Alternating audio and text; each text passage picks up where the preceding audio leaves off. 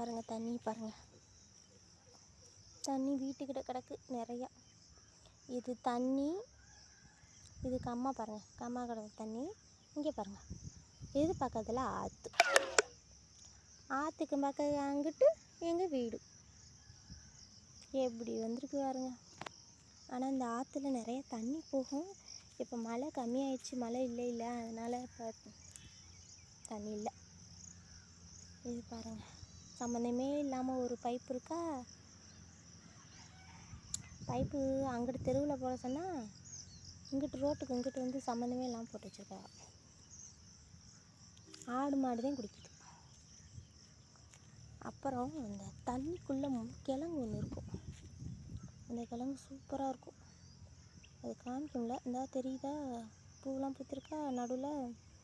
அதுக்கெலாம் ஒரு கிழங்கு பிடுங்கணும், நல்லா பெருசாக வந்தோன்னே பிடுங்கணும். இது ரோட்டில் இருக்க மரம், நம்ம மரம் தான், புளிய மரம். இங்கிட்ட ஒரு புளிய மரம். அப்புறம் இது பூவரச மரம் தெரியுமா, பிபி ஊதுறது பார்த்துருப்பீங்க. பூவரச மரம் இதுதான் பிபி. சின்ன வயசில் நாங்கள் இதில் தான் பிபி ஊதுவோம். பிபி நடந்து போய்கிட்டு இருக்கேன். அப்புறம்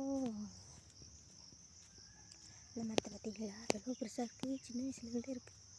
எங்கள் வீட்டு குப்பை சின்ன வயசுலேருந்தே இருக்குது. துளசி செடி, நிறைய பயன்கள். துளசி செடி எங்கள் வீட்டில் நிறையா இருக்குது. இங்கே பாருங்கள், எங்கள் தோட்டம் ஃபுல்லுமே துளசி செடியாக தான் இருக்கும். ஆமாம், முள் போடுச்சே, முள் போடுச்சு.